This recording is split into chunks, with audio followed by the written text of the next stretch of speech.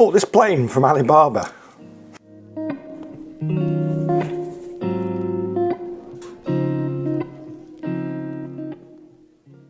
It was a Chinese plane. Did I make a massive mistake?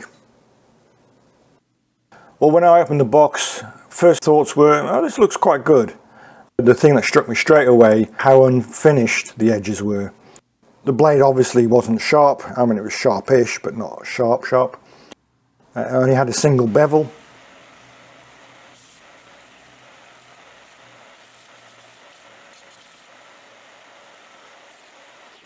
And here comes the safety moment. Always shows, concentrate on what you're doing. Oh no! And the damage wasn't too bad. Bit of a gouge, but the plane will work fine. On initial looks at the sole, it looked okay. And it looked like it dipped a bit round the mouth, but otherwise not too bad. This is obviously not hardwood. Look at the damage I've done to the sole. I didn't expect the plane to be square when I bought it, and it wasn't. I don't have the skills at the moment to plane it square, so I'm going to leave that for later.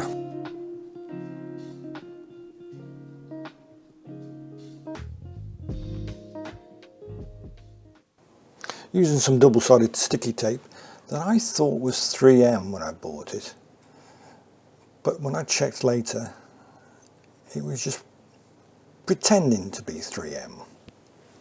Anyway, it's from Alibaba. The funny thing is, it works quite well. There's me just making sure that the blade and the wedge is in firmly. Take note of this steel rule I'm using. It becomes significant later.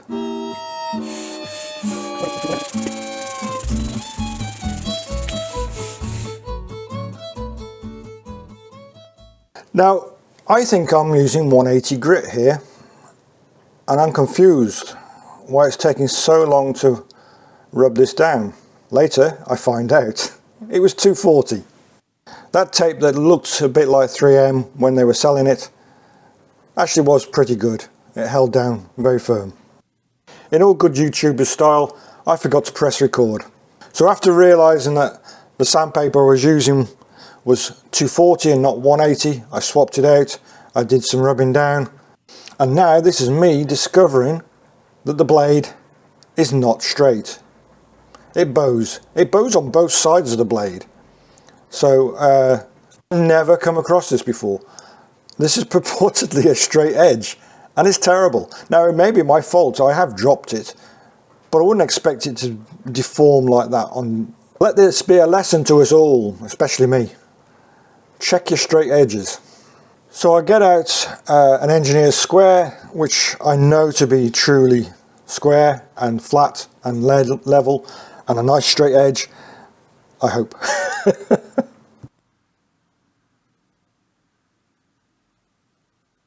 Okay, after much rubbing down with 180 grit, I wasn't getting rid of that bit in the corner. It wouldn't go away. So for the moment I've just left it.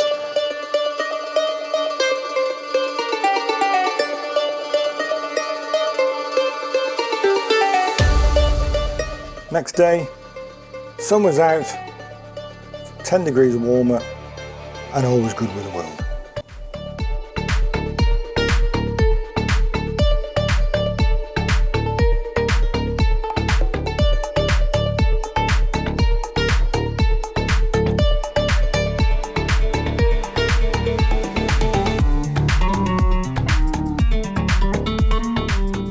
I've already sharpened this blade once, so here I'm just going to use 800 grit to get the bevel a bit better, and then 1500 grit on diamond stones.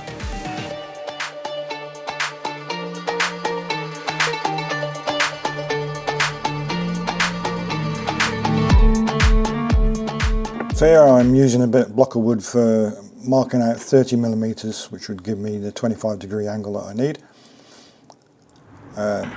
I do this every time. I keep losing the bits of wood that I mark it out on. I think I'll have to make a proper template at some point.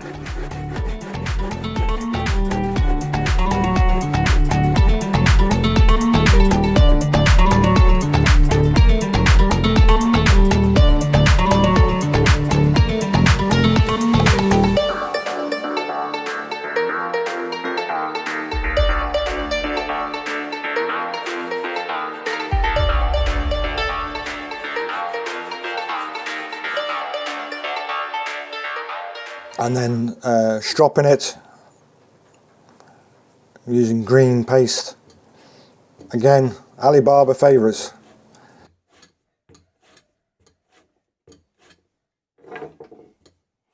If you think I'm an idiot for buying off Alibaba all the time, well, I actually get quite a lot of tools for next to nothing, and I'm happy with them. Some are complete rubbish, but most are reasonably good, especially for the price. So if you're worried about sharpening your blades correctly, get yourself a guide. This is another cheap one off of Alibaba, and it works really well. And the more I use it, the better I get. And this sharpening was the sharpest I've got a blade so far. And that's using Ulmer blades as well.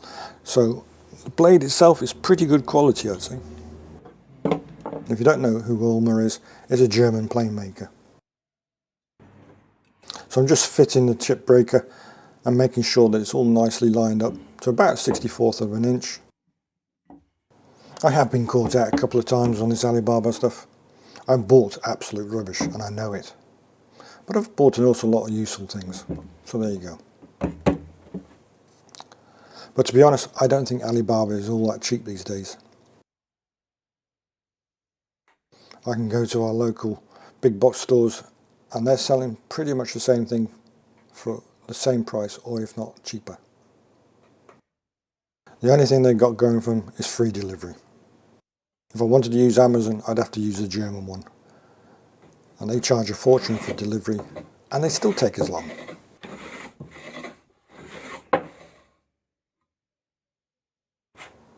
And it just gets skunked up all the time. You know, I had this before, and I don't know what the problem was. It doesn't allow anything to flow through. I did find out yesterday, after I recorded all of this, that chip breaker needs to be really sharp, and it needs to be meeting the blade edge, or not the blade edge, but the blade back really cleanly. No gaps.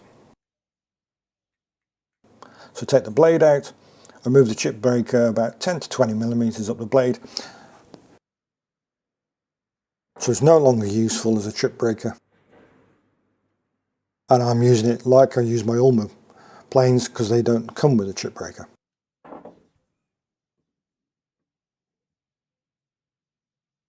So if you need to know how to adjust a woodblock plane, you tap it from the back to make it cut less. You tap it at the front to make it cut more, or you can tap the actual blade itself, but I find that does far too much of an adjustment. And then you tap the sides to level it, because there's no level it like you get with the Stanley type plane. There's a bit of an art to it, but you soon get used to it, and it hasn't taken me particularly long to get reasonably skilled at getting that sorted out.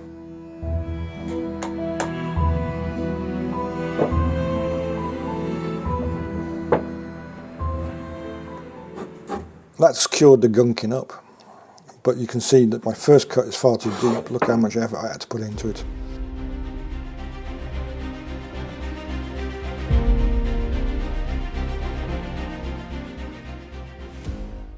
So I took out quite a lot of shavings, and I need to back it off. So over a series of cuts, I keep backing off and backing off until I get a nice thin shaving. And it's a really good feeling when you get that shaving just right.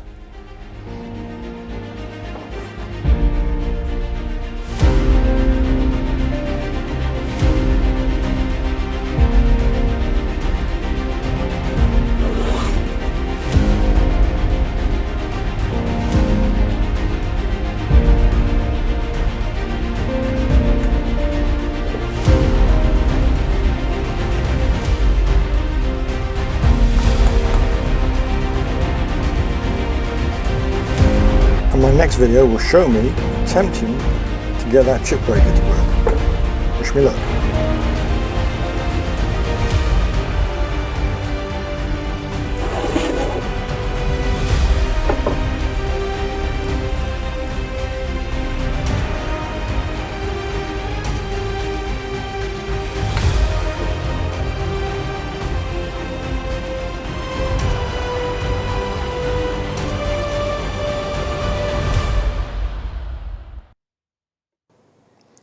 The other thing is, apparently when these blades really are sharp, you get a nice zing. And I actually heard it for the first time with this blade. And now I'm getting less than paper thin. This is so thin, it's just transparent, opaque. So I started off with some pine or construction wood. I'm no good at identifying it. All I know is it's construction wood.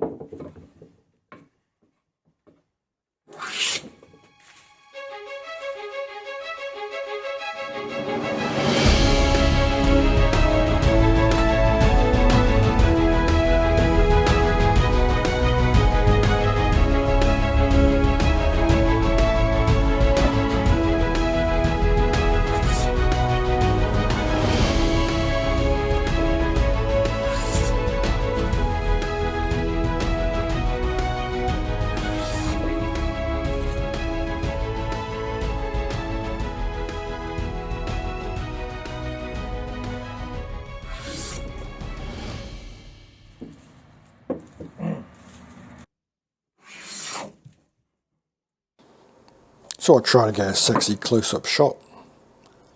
Got a bit too close.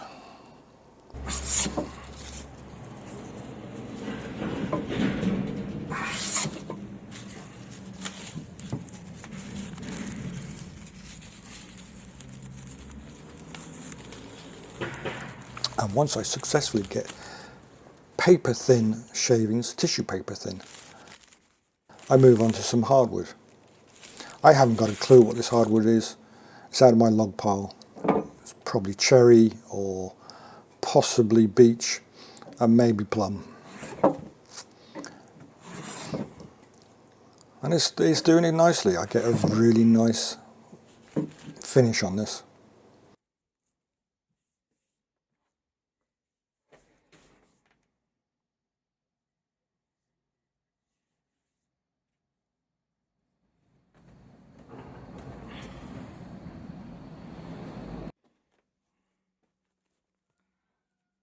And then I move on to a board that I've had struggled with.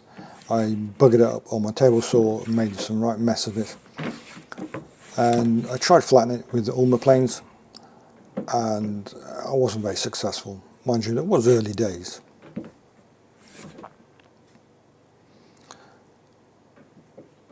But because this is a nice long plane, it's really easy. It does the job really well. I'm pleased with it.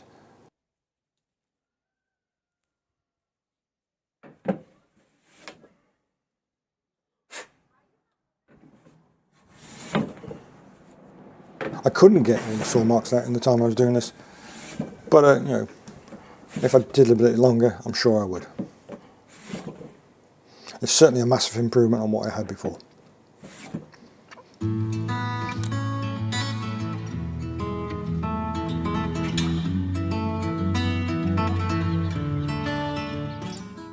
Did I make a mistake buying this plane? No, I didn't.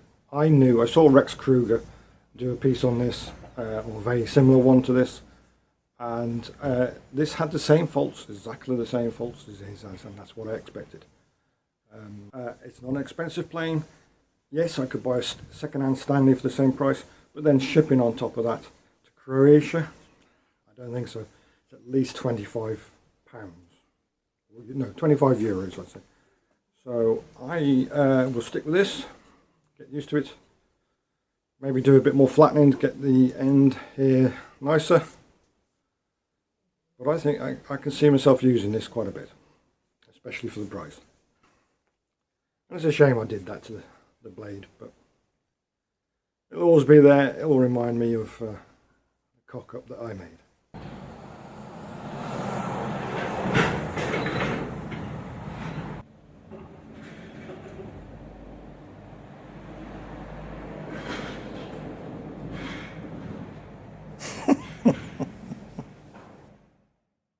So I hope you've enjoyed this video. Like it if you did, Subscribe if you want to see some more. Thanks for watching. Have a wonderful day.